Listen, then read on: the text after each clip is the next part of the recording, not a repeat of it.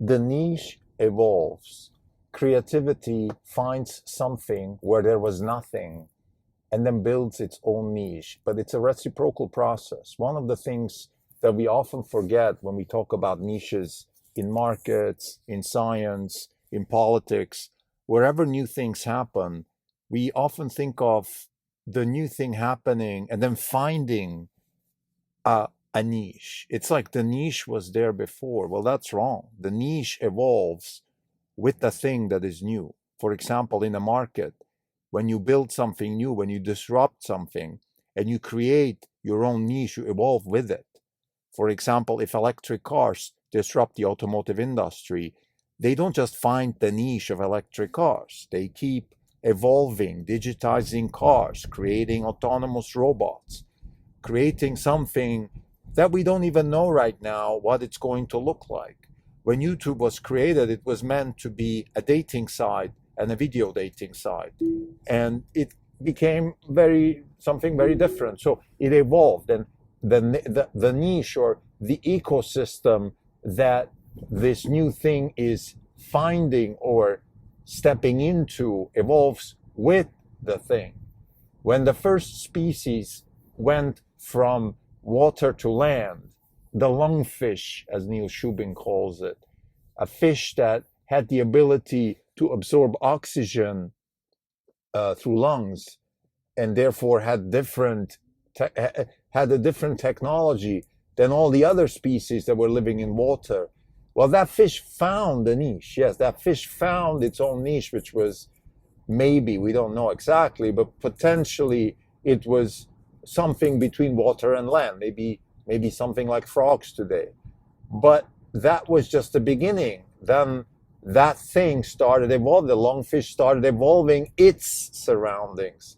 It started cultivating land. It started agriculture and eventually ended up in something like a human. All of this started with that archaeological intermediary, which was the lungfish. But the point is that a niche finds its first beachhead at best, but then evolves with it. So this is a very important distinction. What I find so fascinating about the new thing which comes from where there was nothing before, this thing that has different names in different fields. It's called paradigm shift in science. It's called disruption in business. It's called innovation in technology. It's called it's called evolution in biology. It has different names. But if you look at the actual essence of it, if we have a species, let's take biology, let's take Darwin and maybe throw in some Nick Lane in there. So let's think about a species which lives in an area and finds a way, either through mutation or some sort of creative process, develops a technology that allows the species to better harvest energy in a different ecosystem, maybe a little bit less humid or maybe a little bit more humid. It finds a way to absorb energy, which is Nick Lane's contribution to Darwin in a very simple way. So it's not just about mutations and some random selection. It's also about how you actually harvest energy, how you combine your DNA to create better mitochondrial DNA, the mitochondria being the technology or the actual technological center of energy absorption. So that thing evolves with that niche, and the niche evolves with that thing. So it's a reciprocal process. I think this is what's so powerful about thinking about evolution more from a deterministic way. It's not all random, and it's certainly not just something happening out of nowhere. There is an optimization function to be optimized here. The optimization function is, according to Nick Lane, it is finding a way to absorb energy and increase your metabolic rate, so become more aggressive, if you will, or become better at something, or eat faster or swim faster, and so on and so forth. All of these things are very sort of intertwined, but then you have to optimize for variability. So you want this mitochondrial DNA, which is eventually developing the technology that helps you build, that helps you find new niches. Think of a species that has a certain DNA and a certain mitochondrial DNA, which evolves into a certain technology that allows that species to absorb energy and live in a certain biotope. Now, let's assume there is competition for that species in that particular biotope. And now let's assume that maybe through mutation, that species evolves a little bit of a different mitochondrial DNA that allows it to absorb energy in a different way, a little bit further out in the biotope. And then that species goes to that new biotope, let's say it's a little bit more humid, and starts evolving, and then maybe absorbs more oxygen and changes the biotope and then evolves with the biotope. I think this is the key. And this is what markets do. This is the beauty of Nick Lane, Karl Popper, Clayton Christensen, and Elon Musk. All of these people have the same approach. The approach is to start with something, have a foot in the door, have a beachhead. We use all these metaphors, and they're useful. These metaphors are useful. They're not necessarily the holy grail, the truth, the ground truth, but they're useful shortcuts, maybe heuristics that help us understand what's really going on here. And then the key is that you evolve with that new niche. The niche is not static. Okay, that new biotope where, let's say, a eukaryote found a way to absorb a little bit different energy in a different way. That eukaryote in that new biotope is going to change the biotope and then react to that change and evolve with the biotope. I think this is the key. This is what I find so amazing about Nick Lane, and it's my conjecture that that's why Andrej Karpathy is so fond of Nick Lane, because he worked for Elon Musk, and that's exactly how Elon Musk works. He gets a foot in the door, he builds an electric roadster that is fun, but that's just the foot in the door. The end game is to change every car into an electric car. That's the end game. But he's going to evolve that market. He's going to evolve with the market. He's going to try and error and make errors constantly and fix them. And he's going to go fast. He's doing the same thing with Twitter now. So what Musk is kind of creativity on steroids. Creativity being the process of iteratively finding new things from where there was nothing before, or apparently nothing before. Of course, there was something.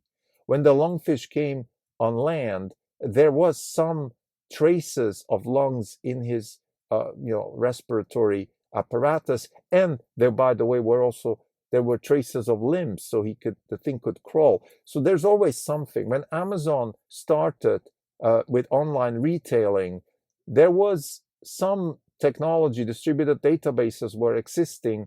There was the ability to deliver stuff. There was a post office. There was a road system. There was a lot of stuff happened before Amazon was able to evolve into its new niche. But then with the online retailing, lots of things changed. For example, now we have augmented reality. Snap is a company that is trying to evolve into a company that allows you to try things on in a digital space and then buy clothes online. Of course, that wasn't something that Bezos thought about in the early 90s. Maybe he dreamt about it, but it was certainly not available.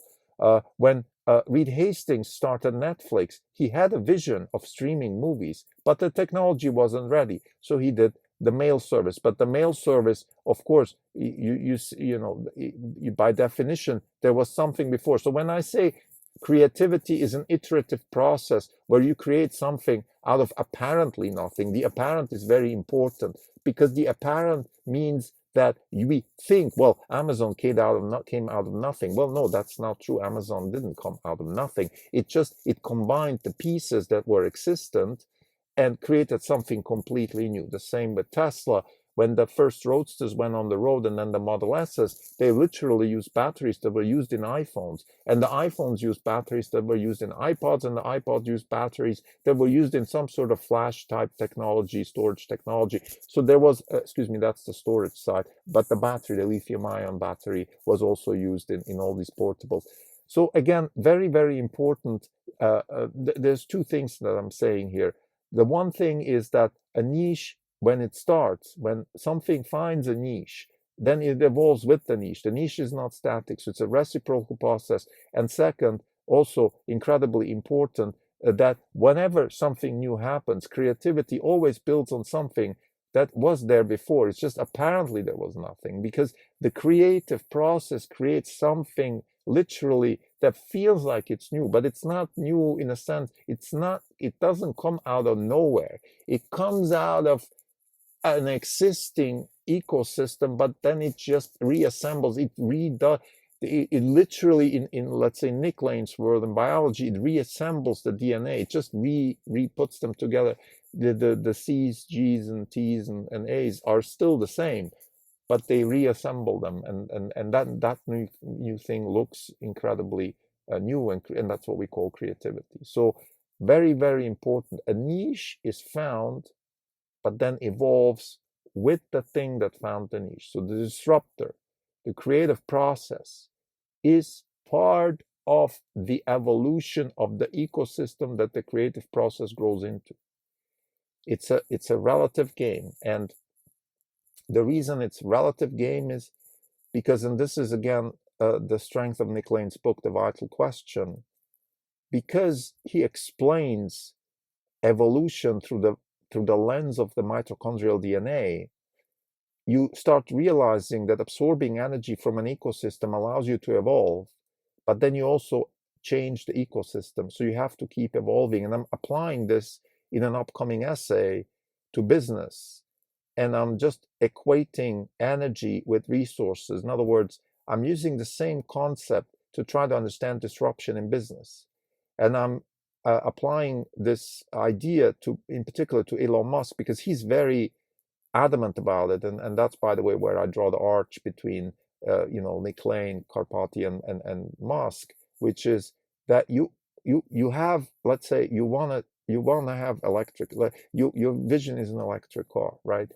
But you can't just sell electric cars. I mean, people won't buy it. Like, you need to find a niche, the roadster, and then iteratively build a market, which is the equivalent in Nick Lane's world of absorb energy. Find a specific mitochondrial DNA that allows you to absorb energy in the current ecosystem, but then with your absorption of energy, you start changing the ecosystem, and then you start evolving, and that's what Musk is doing with Tesla, Roadster S, 3Y, Cybertruck, and so on and so forth.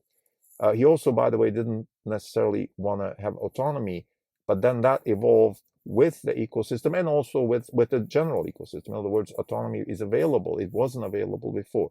So that's a very, very important piece of it's a very important detail that it might sound obvious, and it's like most good theories, they sound obvious once they're stated. The problem is you got to state them first. And this might sound obvious, that you can't just sort of jump your way into a market, that you have to iteratively grow with the market and change the market. I don't think it's that obvious. I think it's a novel way to look at things. And just lastly, I also, in this upcoming essay, which probably is going to have the title, Tell Me What I Don't Know, but I'm not sure yet, but this is the idea. So in this essay, I'll also mention Karl Popper, and Popper is very adamant also about the niche and the evolution of new ideas as a sort of analogy to biology. He's the one who talks about iteration and error correction and uses the concept of biology. Now, he came up in a time when that was, of course, very, very highly discussed, and it's not a surprise that he was inspired by Darwin. I think Nick Lane is the evolution of that idea. It's a more specific way to look at things, because just by saying randomly we vary and mutate and then change doesn't help us in predicting how things will evolve. I think once we put the energy concept in place, we can then use that concept also, like I'm using it, let's say, for business, and we can analyze as investors, we can analyze startups and businesses and see their potential by seeing, okay, look, what is the niche that you're building now, and how are you going to evolve, and how's the niche evolving with you?